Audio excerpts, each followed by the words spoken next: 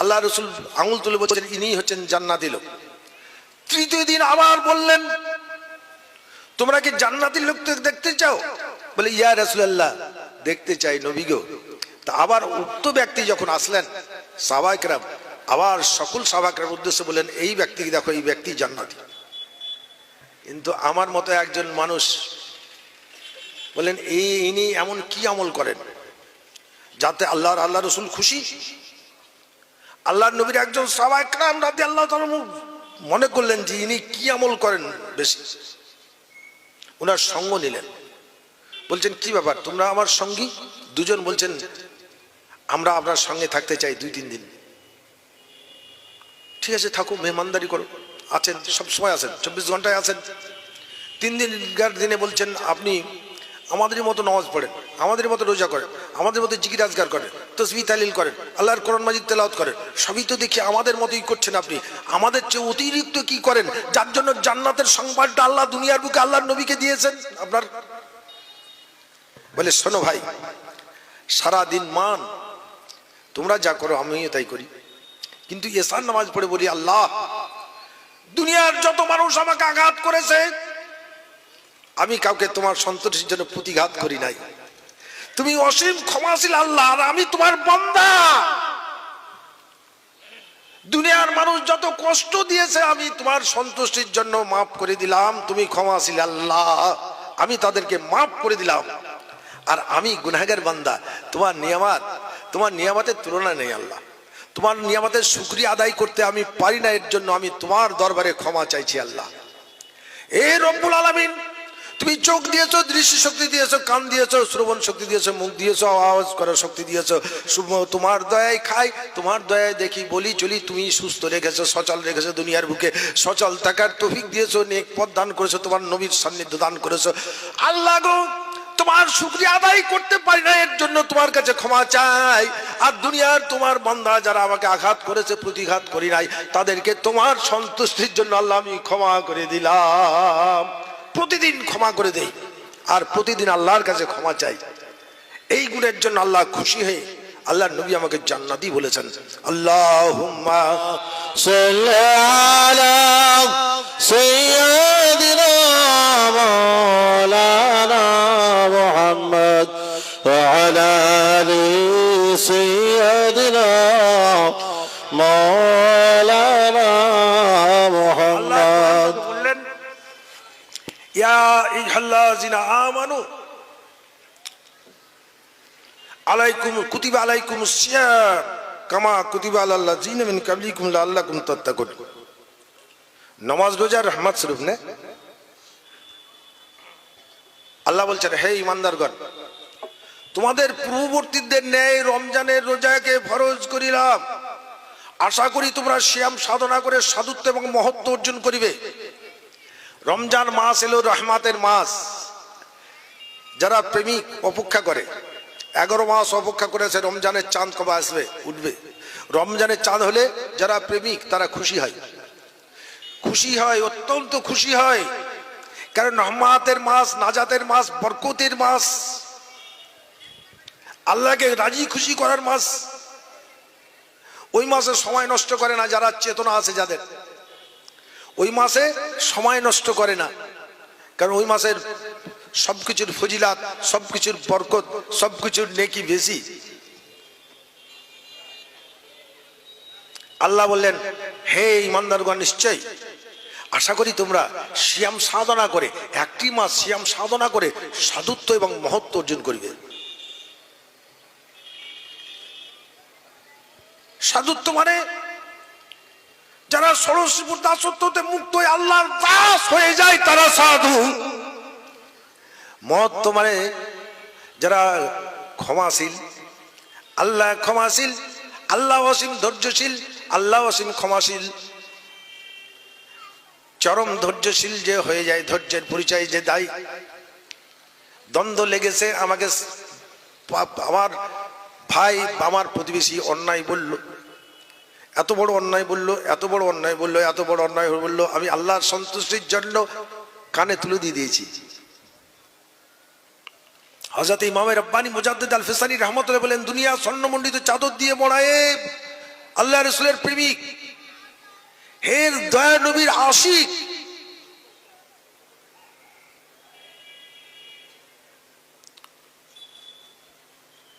সম্মানিত সুধীজন, সম্মানিত উপস্থিতি, হযরত আল ফিসানি রাহমাতুল্লাহ আলাইহি বললেন, দুনিয়া স্বর্ণমণ্ডিত চাদর দিয়ে মোড়া, আর এর ভিতরে গুলিজ ভরা। কুত্তা যেমন চামড়া নিয়ে কামড়া কামড়ি করে, যাদের ইমানি চেতনা নাই, যাদের কোরআনী চেতনা নাই, যাদের ইসলামিক চেতনা নাই, এরা কুত্তার মতো দুনিয়া প্রতিভা নিয়ে কামড়া কামড়ি করে। আর যাদের চেতনা আছে, নবী আমার বলেন, হে দুনিয়ার মানুষ, মরণকে এইভাবে স্মরণ করো, ডান দিকে সালাম ফিরিয়ে বাম দিকে সালাম ফিরাতে পারবে না, এই মত অবস্থায় সমন চলে আসতে পারে। তাহলে আমরা যদি এইভাবে স্মরণ করি, তাহলে আমরা আর লড়াই করার সময় আছে, বাদ প্রতিবাদের সময় আছে, বাদ অনুবাদের সময় আছে, আর লাঠি টানার সময় আছে, আর বম টানার সময় আছে না। ইসলাম এই শিক্ষা দেয়, কোরআন এই শিক্ষা দেয়, নবী এই শিক্ষা দেন কি? ধৈর্য অবলম্বন করো আর ক্ষমার দরজা প্রসারিত করো।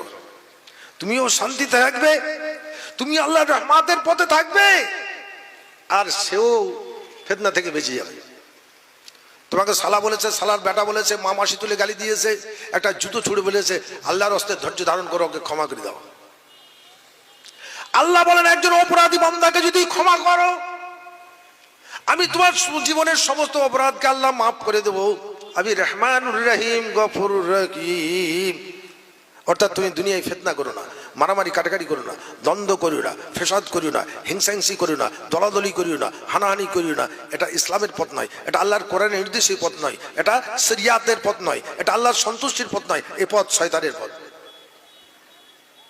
এ পথ ত্যাগ করে আল্লাহর পথে আসো, দ্বীনের পথে আসো। আল্লাহর নবী চলে যাচ্ছেন, একদল মানুষ একটু হাসাহাসি করছে, তো রাসূলুল্লাহ একটু কষ্ট নিলেন, বলছেন, বাবা তোমরা কি মরণকে ভুলে গিয়েছো? তোমরা বেশি বেশি মরণকে স্মরণ করো, তাহলে তোমরা এই হাসাহাসি করবে, সময় নষ্ট করবে না। যেদিন পৃথিবীতে এসেছি সময় নিয়ে, আর চলে যেতে হবে, সময় নির্দিষ্ট আছে। কোন সময় যেতে হবে, কোন সময় আমার জীবনের শেষের খেলা আসবে, জীবনের শেষের সময় কোন সময় এসে পৌঁছে যাবে, এটা আমি জানি না, আল্লাহ জানেন। প্রস্তুত থাকো, সমন আসতে পারে, কখন আসতে পারে, যুবক বয়সে, বৃদ্ধ বয়সে, কোন সময় আসবে কেউ জানে না। যার জন্য তুমি আল্লাহর পথে থাকো, দ্বীনের পথে থাকো, হকের পথে থাকো। দুনিয়ায় যত কাজ করো, যত কথা বলো, যেভাবে চলো, ন্যায়ের পক্ষে থাকো, সত্যের পক্ষে থাকো, হকের পক্ষে থাকো।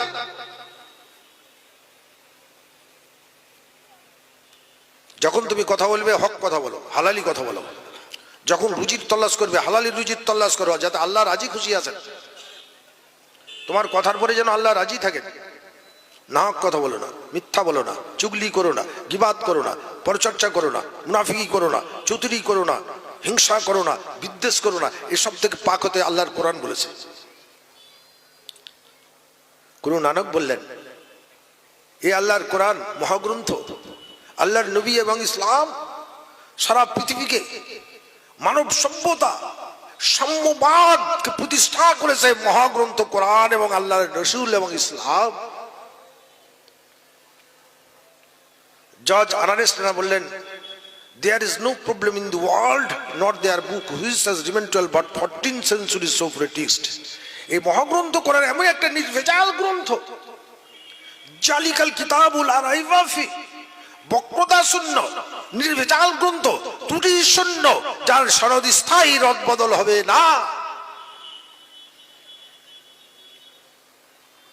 জর্জ আর্নেস্ট বললেন, highest discipline Islam, there is no problem in the world, not their book which has remained 12 but 14 centuries of text. এই মহাগ্রন্থ কোরআন এমন একটা নির্ভেজাল গ্রন্থ, 1500 বছর যাবৎ নির্ভেজাল অবস্থায় পৃথিবীর বুকে বিরাজ করছে আল্লাহর কোরআন, যার চ্যালেঞ্জের মোকাবিলায় পৃথিবীর কোনো ঐশী গ্রন্থ টিকবে না। এই আল্লাহর কোরআন হেদায়েতের জন্য, আল্লাহর কোরআন হেদায়েতের জন্য। মান কারাল কোরআনা আমিলা বিমা ফিহা উলবিসা, ফিহে ওয়ালিদাউ তাজান ইয়াউমাল কিয়ামা সান মিন জুই শামসি।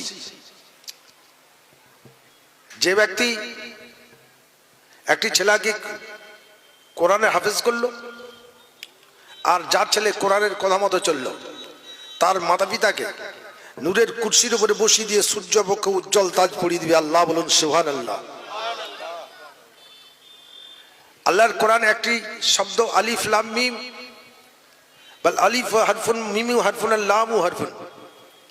যে আল্লাহ রাসূল বলছেন, আমি বলছি না এই তিনটি শব্দ একটি ওয়ার্ড, একটি হরফ, তিনটি পৃথক হরফ। এই তিনটি শব্দ যে পাঠ করে 30 নেকি, যে শোনে 30 নেকি, যার কারো রুহের মাগফিরাতের জন্য যদি সওয়াব রেশনি করা হয় 30 নেকি পাবে। এই মহাগ্রন্থ কোরআন শুনলে নেকি, পড়লে নেকি, আবার কারো রুহে সওয়াব রেশনি করলেও নেকি। কবরের আযাব মাফ হয়ে যাবে আল্লাহর কোরআন তেলাওয়াত করে যখন ওসিলা দিয়ে আল্লাহর দরবারে তার রুহের মাগফিরাত উদ্দেশ্যে সওয়াব রেশনি করবে।